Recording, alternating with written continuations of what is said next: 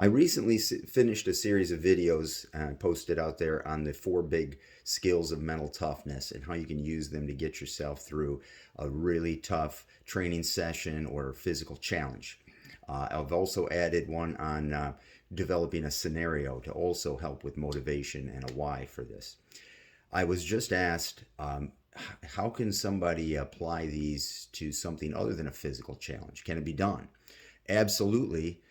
These things are life skills that can get you through any challenge where you need to show up and perform optimally, right? So it doesn't matter if it's physical or not. So let's just apply this to your job.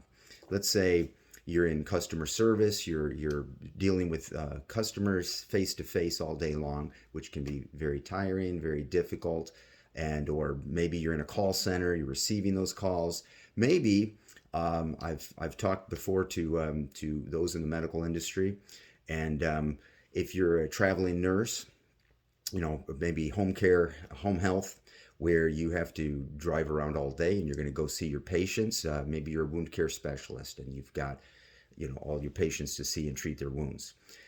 If you have a particularly difficult patient or situation that you're going to be faced with that already mentally it's wearing you down, you're dreading it, and you may not show up at your best, right?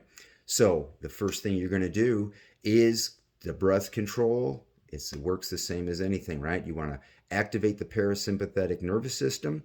So go ahead and do your box breathing or tactical breath. You can look up the other videos on that if you don't know how to do that. But control that breath. Next, positivity. You're going to want to start psyching yourself up. This is easy. I got this. I can get through this.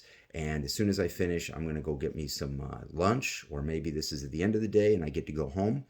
So just keep that positive attitude. Don't think, oh, this is going to be difficult. No, this is going to be easy. It's going to be quick. 1, 2, 3. I've got this, and it's nothing different, right?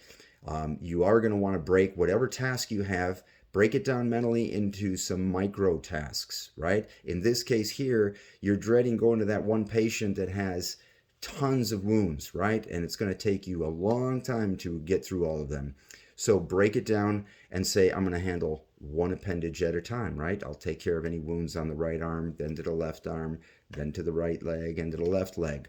So I've broken down my task into smaller bits, so I'm not thinking about the whole thing. Just focus on the smaller task. And visualization here is going to be really key in any of these difficult situations, especially when you're dealing with other people, right? Maybe the family or the patient is particularly difficult. So on top of the physical aspects, you've got to deal with the emotional aspects. And what you do is think to yourself, what if this were my father or my mother or my son or my daughter, right? How would I show up? How would I treat them? How would I want someone else to treat them, right?